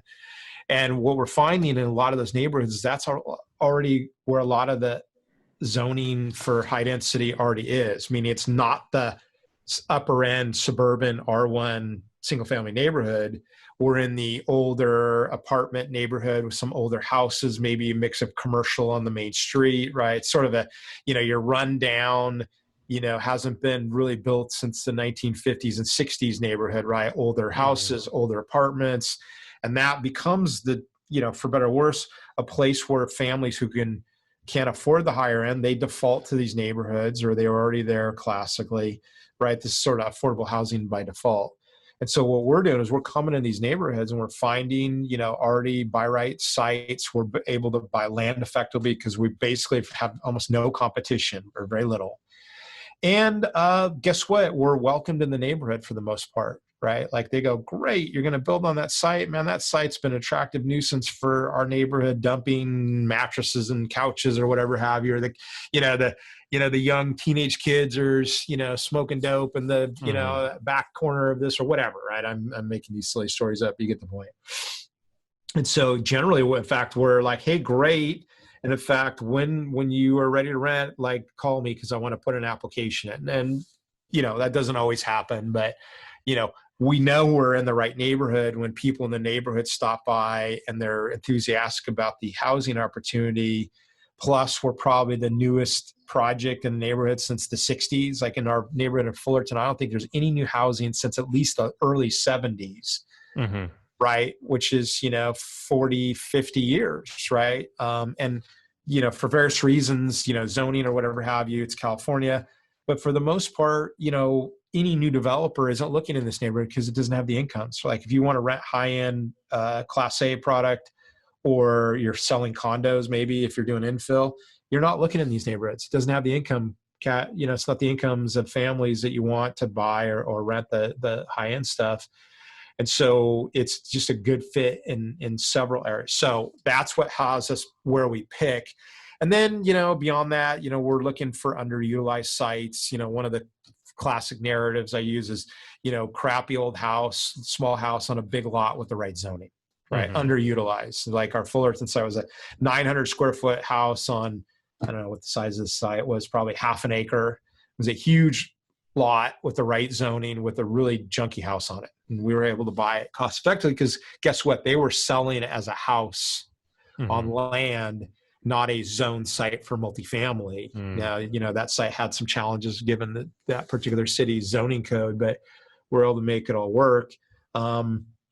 Or vacant sites, but these are always infill sites, right? We're in infill existing neighborhoods. We're probably 2 or 3, sort of concentric rings away from the central business district of a city, be it the downtown or the center, core. I wouldn't call these suburban neighborhoods because they're not classically suburban where you got the community pool and all the, pink houses in a row with the red tile roofs. It's not that, but it is a bedroom community for working families that happen to work in the industry that's in the city center or in the industrial area close by. So these are like urbanized bedroom communities with some commercial mixed in, generally older, right, B and C neighborhoods. So that really is sort of the criteria of what we need to find. And then remind me on the other question. How do you determine what to charge? Rents. For rent? Right. Yeah.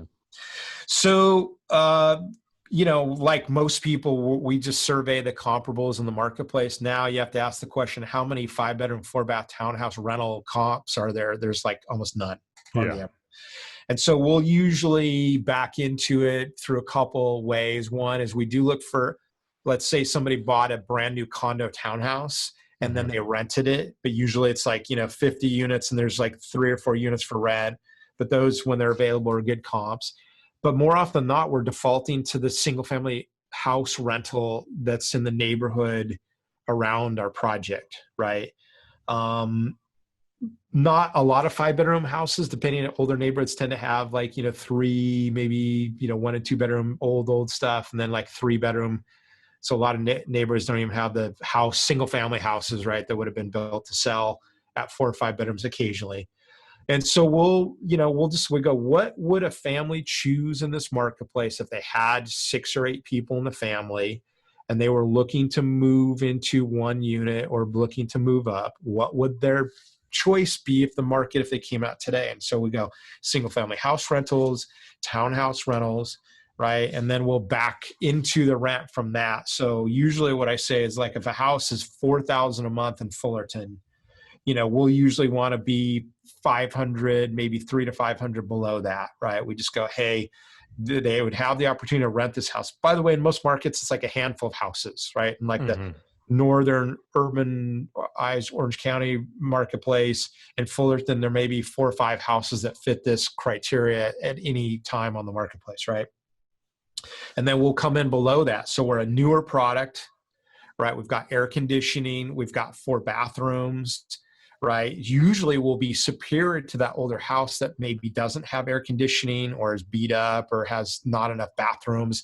Like a lot of times we'll get a house that's 5 bedrooms, but then it's 2 bathrooms, right? It has no garage. Maybe it's an older, smaller house, right? We see that often. But the interesting thing that I'll share with you is that a lot of our families don't consider themselves to be single family house renters. Like I always, when we first started the program, I go, our main competition is single family rental house. Like a family would always choose to rent a house if they could afford it, all things being equal, right? They get the house, they get the yard, they get the white picket fence. But the more we rent to families, that we're seeing them like mentally they see themselves as apartment renters. Mm-hmm. And what happens is they'll show up, they go, you know what? I was looking for a new apartment because we needed this, grandma's moving in with this, what we need to upsize. And we came across yours and we've never seen a 5-bedroom unit before. Mm-hmm. This is like nothing we've ever seen. And then we go, okay, that's great. And with this, of course we get into the sales conversation, is this a fit? Is this affordable? All those kind of things. And then a lot of times I'll have our leasing teams, they go, what else did you look at? Like what other opportunities you're seeing in the marketplace? Are you looking at single family houses? And I would say probably 80 to 90% of the people go, no, I wasn't looking at houses. We rent apartments. I mean, they'll use that exact language, but that's generally sort of the, compacted narrative that they have. So that's been really interesting. And we stand out big time. Like they go 5-bedroom, 4-bath. I didn't even know that existed. Yeah. This is great. And then they have to get into the math of, our rents on average in SoCal, Orange County, LA County would normally be let's say $3,500 to $4,000 a month. Maybe today it's $3,500 to $3,800, depending on the marketplace you're in.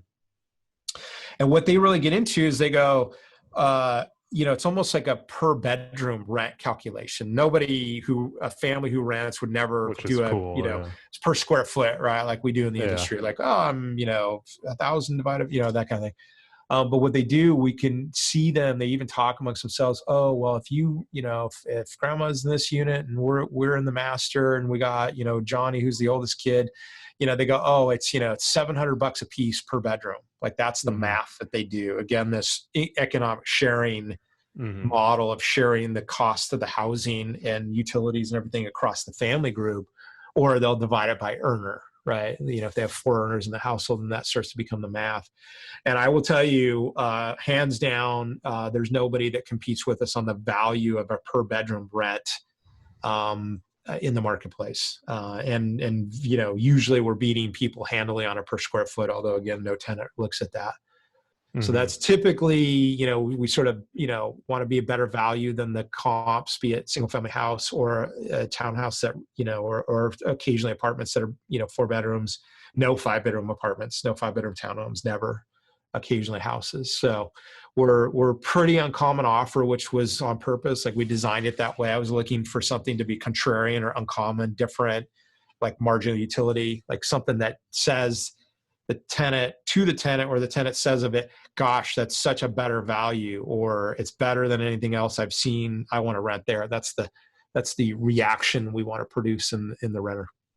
Yeah, I mean, I can't say it enough. What you're doing it's very smart because, like you said, you rarely see a 5-bedroom condo. Yeah, never, almost never. And that's another question I had for you too.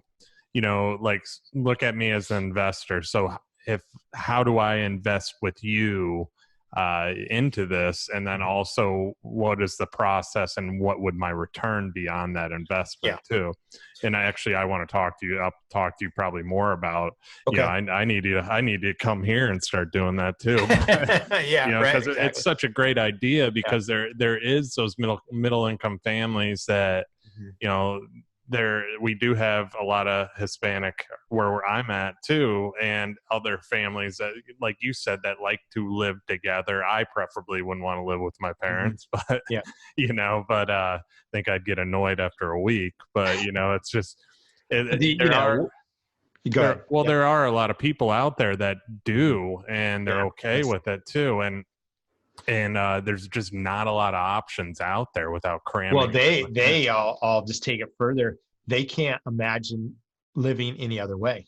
Yeah. Like, culturally, a lot of, families that have been in the United States for, multiple generations, the nuclear family, and gosh, I couldn't imagine living with my parents. I'm the same, right? Couldn't wait to move out, man. 18, I'm like, on. But I think, one, we have more people that are of cultures that live multi-generationally naturally. So of course they go, of course, this is how we would always like, okay, we didn't even think to live otherwise.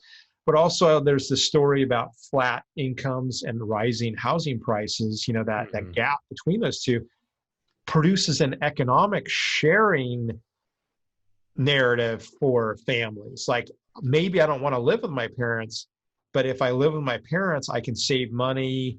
I can save for a house. I can live a better life. That's why I offer that statistic where families that live multi-generationally have much lower rates of poverty. Mm-hmm. Right. And that's a function of that allows them to share the income and expenses, which means that any one individual is not overburdened, where all of a sudden they fall off the map and they become homeless or they fall into poverty. Right. And so the economic forces of where we are in the United States of flat incomes and rising housing costs are producing a narrative for people that, maybe before they go, I would never consider living at home with my parents. But he becomes like, this is better if I do, right? Mm-hmm. It makes sense if I do economically. In fact, I'm at home. I have 3 kids. Oldest is in college, and like we're like parents, like we want to launch our kids successfully into the world. But my wife and I are in a story. Go, does it make sense to at least offer the kids like, hey, look, if you need to come back, do it. Mm-hmm. Like because whatever, life is harsh and incomes aren't what they are. And, we're working to have them pick careers that, produce good incomes. But I think the ongoing reality of this economic differential, particularly in California, of course, because of a supply constraint, this is a decades-long problem to be resolved. And maybe we'll get there, maybe we won't. And so the choice is either for kids is you move away, right? People move to Texas, people move to Arizona and Nevada because this is where a place they can live a sustainable lifestyle, or they live the economic sharing lifestyle and can stay where they might want to in California. So what the end result is, we had the lowest level of multi-generational living in the mid 70s. I can't remember, it was like 28%. I can't remember the stats exactly. Pew Research did this. As of 2016, which is the latest data I have it, that's 28 million households. As of 2016, 64 million households lived multi-generationally. It was going up on the graph like this, right? And I expect the trend to only go further. That, the economics of where we are today and the incomes that are produced and the housing costs and just, general rising costs of living generally are going to have more people choose this multi-generational economic sharing lifestyle. And so I think, the long run, sort of viability of this, I think is beneficial. So to answer your question, for investors, we work with investors, I think in similar way, market standard as most developers. We do welcome individual investors, family, high net worth, family offices that will come into our individual projects, invest with directly. We've done this over now several UTH projects. And in fact, UTH, because of the model, sort of has this, travel in a different set of investor communities, right? More high net worth, ultra high net worth, small family offices that make these individual investments versus institutional capital. I don't know if we talked about that before, but big institutions aren't like necessarily understanding this product, and plus the investment amounts they need to make are very, very large. And we are doing larger projects, and this will answer your other question. So, if anybody wants to invest, they can go to our website, which is www.urbanpacific.com, and go to our contact page, and all of our team members' email addresses are on there, including mine. Reach out via email, or my cell phone number is on there. You can text me. But we would encourage people to go to our investor education section. There's a whole bunch of stuff that you can just learn, right? You don't even have to necessarily engage with us to just, get a ton of learning. And then, generally the return characteristics. So because we swap to this, merchant build, short-term, build it, rent it, sell it, to the long-term, that changed the dynamic of the returns that we're producing.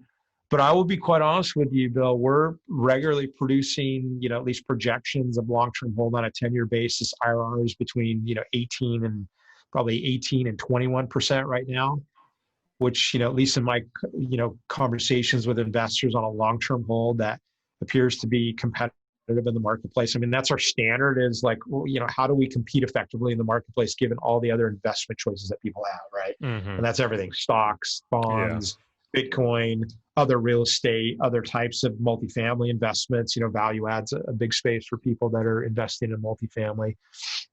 But you get to invest in a model that's highly differentiated, right? Like, it's not your value add 1 and 2 bedroom product in Nashville that's next to another big project that's 1 and 2 bedroom they're all half empty or whatever it might have you in a distressed asset or value add environment. We're very specific about where we choose to go in the marketplaces. We make sure we have the demand. And this is the advantage we have as a developer, by the way. We don't have to buy the asset that's available, distressed, or for sale value add in a particular neighborhood in Nashville.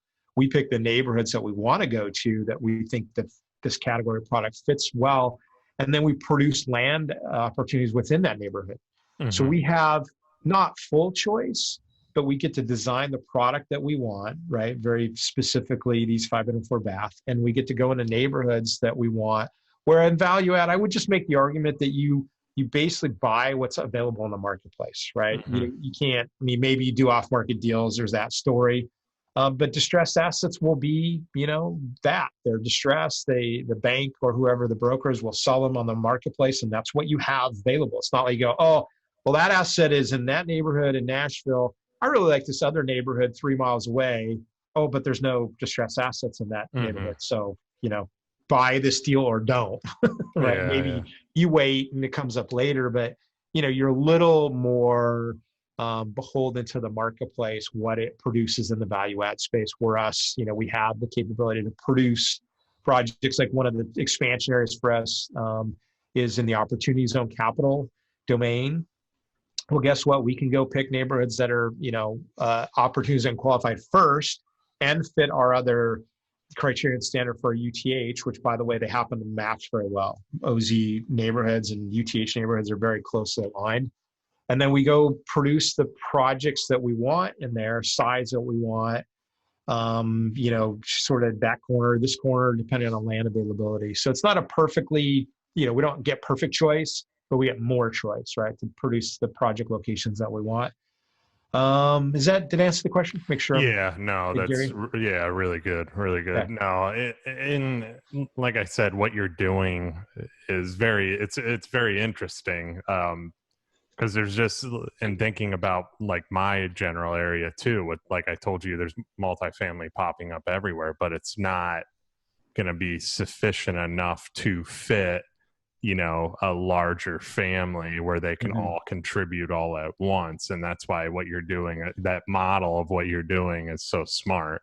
Because I think, and definitely in the future too, as property values continue to rise, home values continue to rise, they're not slow, it's just, especially with more and more people buying them, interest rates being where they're at, it's a smart move. So I give you a lot of credit on that. I give you a lot of credit. Thank you. I know we're with time and everything too. I always jump in a personal question too, because this one's a little deeper, gotta get into you personally, but yeah. What lessons have you learned throughout your journey that, we should all apply to our own businesses or lives that will help us grow? Deep question. And I get a lot of different answers on this one. I love this question. So I'll answer it. So you heard me before I mentioned Toby Hack at the IG Network, and I've been studying with them since 2012. And one of the reasons that I've studied with them so much is that they really teach orienting around business related to building networks of capability, powerful networks, and also being what they call a minus self, which is somebody who's open to getting help.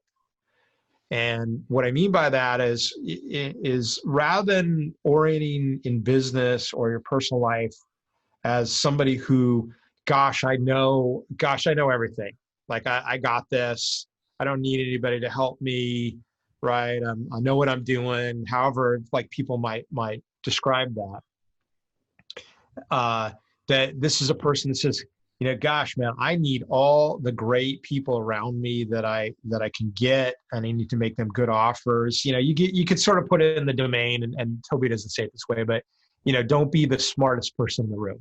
Right. Or don't be the smartest person on your team, like have all the people around you who are smarter and better than you. And this is a version of that, although much more strategically coherent in the body of knowledge that they teach, but really to be the self that seeks out powerful help, meaning strategic, effective, competitive help, and that you need to be an offer to those people in return and give them good help. And that may be paying them well, that may be giving them good, equity positions in the deals, whatever that be. But to orient around the idea that we're basically better in teams, that two people work together better than one. Don't be a lone ranger. And I really had, and that is what I described. Those people are your networks of capability. And I call it networks of capability because traditionally it would be networks of convenience. Who's around me? I'm in Long Beach. Who's the best architect in Long Beach? Who's the best civil engineer? Who's the best land broker, right? And rather than associating or doing business with people that are like close to you geographically or whatever, is convenient, to really look around to the marketplace globally, right? Using computers and the internet to find the best people, meaning those with the best capabilities, to then transact with them, because when they, with their great capabilities, help you, you are much more effective in your business. Again, you have to offer them powerful help in return, right? And I swear, Bill, when I launched, Urban Pacific in 2000, I knew I was generally a good developer. I knew how to do deals. I was had capability independent to find land, to design it, to build the building, to rent them, to do everything that a developer did. But really, if I look back on it, assessing my networks, the strength of my networks, I did have networks, but they weren't as strong as certainly they are now, right? And also having the capability to be the type of person that can build the networks, like effectively, right? And so over the last several years, I've really spent a lot of time in basically putting together ever more powerful, groups of people, teams, employees, people who work on my team with me, and really, weeding out the people that weren't effective and bringing in people that were ever more effective, right? And I'm going to continue to do this, and I'll continue to do this for the rest of my life. And that alone, if you just did that, if you oriented this way around health and you built powerful networks, it will serve you for the rest of your career. And in fact, I will spend the rest of my career continue to do this. Hopefully I can pass this on as a legacy to my kids, both the knowledge of doing that, but also the networks, and, and that includes, every type of network, people that we learn with, people that we transact with. The most important one to me right now that I'm building is networks of investors who understand our product and believe in the UTH model, and, believe in us and the story and trust us and what we can deliver over time, right? We're building that. That's one of the primary areas that we're building networks. But just to be oriented around the fact that you're not sufficient by yourself, that Lone Ranger is a weak model, that working in teams with powerful, knowledgeable people is going to be the best thing you can ever do in your life. And frankly, the earlier you do it, the better. And in fact, that's the lessons I'm passing on to my kids is like, hey, all these lessons I'm teaching you, a lot of them that they, fight me on sometimes. This guy go, look, I'm doing it because I didn't have this early enough in my life. I want to deliver this knowledge to you so you can learn this when you're 20 and not learn it when you're 40. Right? Because you just are limited in time, right? The ability to produce from these networks and produce powerful transactions and networks is limited when you're 40 or 50, versus if you're 20, you have your entire life to be able to do that. And, I even tell the kids, I go, look, if you do it right, and if you do what these things that I've learned from others and taught me, and you can take those on yourself, you will be, you will have enough money by the time you're late 30s and early 40s. And by the way, I tell them I'd much rather have made my enough money, right, by the time I was 45. In fact, statistically, they say when people are asked if they could choose when they could retire and have enough money, it's the average age they choose is 45 years old. And statistically in the United States, less than 1% of people ever reach that. Yeah. And in fact, most 99% will retire without enough money. And that's a sad testament to our education system and our knowledge. But, these are the kind of things that I'm learning. So, share them with, folks like yourself and your audience, but, everybody around me, frankly. And that's, part of my offer to build these powerful networks of capabilities to help them learn that kind of stuff faster, more quickly, with more velocity than I did. I can help amplify what their natural talents are by, passing on this knowledge that people have passed on to me. Yeah, I mean, the answer, I love that answer, by the way. And there's no more powerful thing than having a powerful network. And the way to get out there, most people don't network. They don't go out and meet new people and try to expand and grow. They get comfortable. Yeah. It stems back to the comfort thing too. When I figured out, okay, I need to network more, surround myself with people that are like-minded as well too, that was a huge thing for me, to be like, okay, I gotta step it up. This guy's doing, and you see it, and you can never do enough of that, right? Like, in fact, Mhm. Toby has this great example. Toby is the head of Aji Network. He worked at GE for a period of time. He goes, everybody remembers Jack Welch. He goes, well, Jack Welch had 300,000 people, the employees of GE as his network of help. Mm-hmm. Think about how powerful that could be. Yeah. Now, that's obviously a very extreme example, but my argument is you can never do enough of that. One other thing I'll sort of like finish this with: Grant Cardone, if anybody follows him, he had this great saying. He goes, strangers have everything that you want and need. People you don't know have capital, they have business opportunities, they have knowledge. And like what you talked about of going out to meet people. And I'm not saying necessarily networking, like I think in the common term of, going to a conference and passing out your cards. I'm talking about finding and making valuable offers to people in transaction of money, knowledge, whatever, deals, whatever you have, that is of great value to them in return for great value back to you, that amplifies what you're doing, right? Like, I have, people that make what I do so much better. In fact, if I didn't have them in my networks, I would be less capable of being able to deliver what I'm doing, which allows me to, serve investors well, right? So, my networks help, investors, make money, right? In fact, Toby had a great saying. He says, people pay you for your networks. They don't necessarily pay you for your knowledge. They pay you for true value, right? Like real money, like money that we take seriously, like it's enough and it's real and it's, larger amounts of money. It's not for your knowledge directly. It's for the people that that can be of help to you, so you can be of help to them, or, more directly. So I was, the Grant Cardone thing was great. And, what Toby says about, those networks is, similarly powerful. Huge. That's huge. Very powerful right there too. I know with time and everything too, I want last question, what the show's all about too. What exactly do people need to look for when investing in multifamily real estate, and why should they invest with Scott Choppin and Urban Pacific? Yeah, so I think it goes back to similar, it's our networks of capability, like our teams of people that help us produce projects efficiently, effectively, strategically. It's our offer, right? Like, we want to be a differentiated offer. We want to produce a housing product or an offer in the marketplace that's got what I call margin utility. In other words, it's got something better about it than our competitors, be it we deliver into undersupplied markets, we deliver housing to multi-owner households, which are stable. We're delivering into, recession resilient, product categories, right? So that's networks of capability. It's offer, like we have a unique, uncommon offer with margin utility. And then I would just add that it's like who we are as people, right? Like how we be, right? We're people that are open to learning, that I don't sit here and say, I got it all and I know it all. In fact, I say, no, I don't. I need to be learning constantly. I need to have the best people around me that are better at all these things than me. I'm insufficient by myself.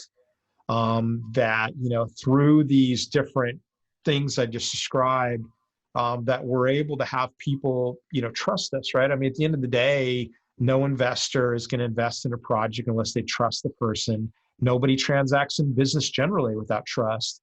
And the way I hold trust really is made up of three things. It's sincerity, reliability, and competence, right? Competence we talked about, right? Like, do we know what we're doing? Do we know how to do development? Are we picking the right sites? Do we have the right team members and networks of capability?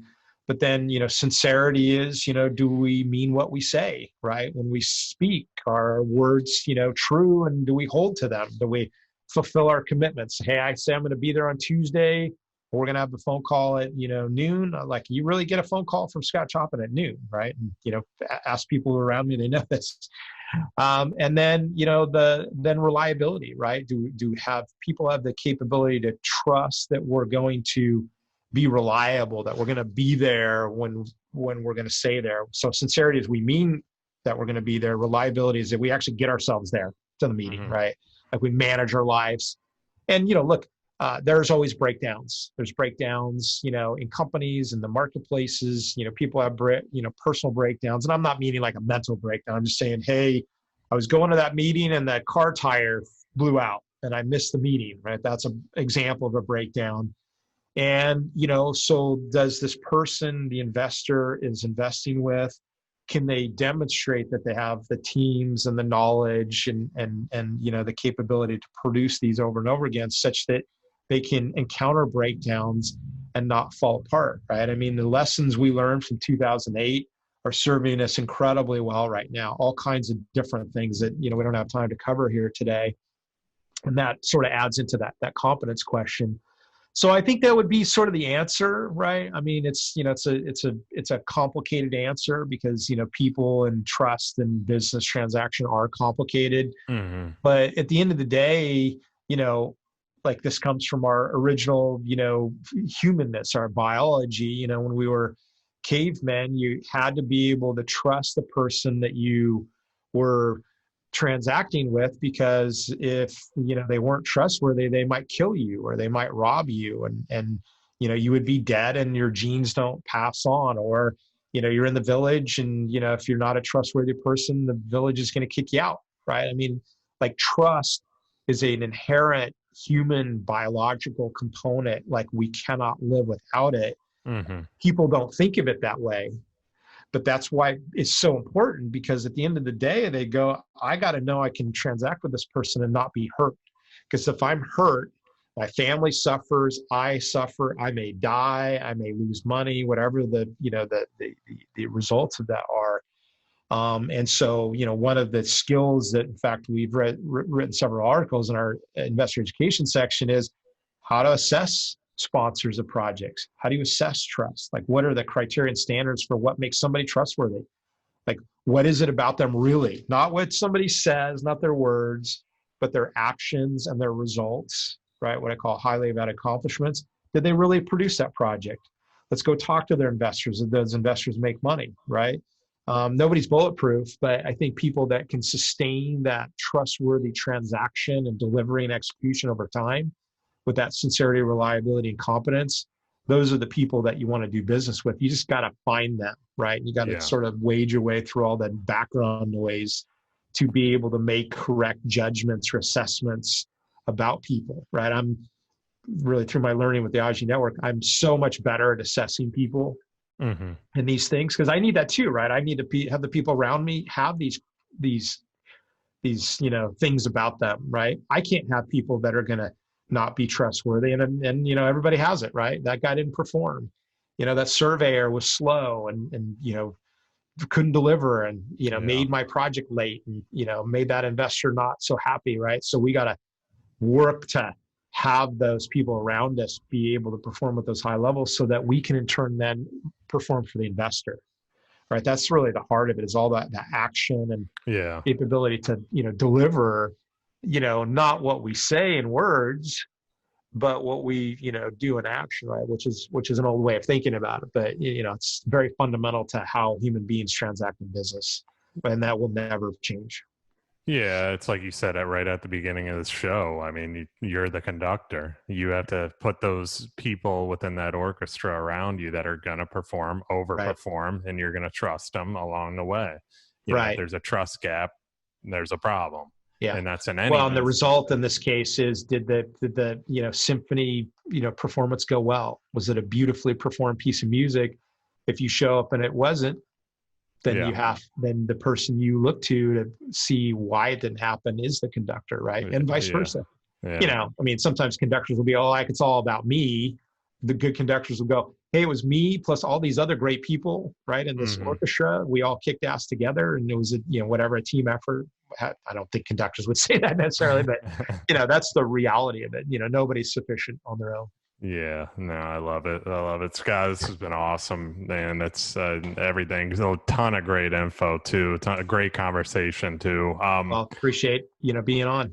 Yeah, no, I appreciate you taking your time. Last thing real quick, where can people find and connect with you? I would encourage people to go to our website, which is www.urbanpacific.com. We have a contact page. Everybody's email address is there. Email is the best way to get a hold of us.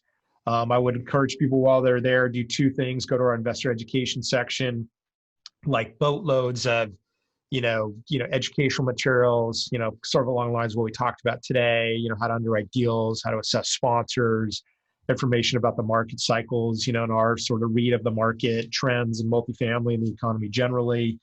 And then on every page, there's a red sign up button. Hit that button and sign up for our Saturday e-blast.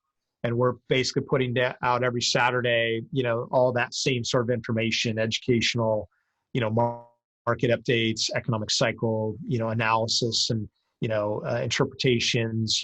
Obviously every once in a while we'll throw stuff in there about what we're doing. But it's, the main purpose of that Saturday e-blast is to produce, value and knowledge out into the marketplace for people that are on that list. Awesome. Scott, once again, I really appreciate your time on this. I know you're a busy guy too. So Thanks, Bill.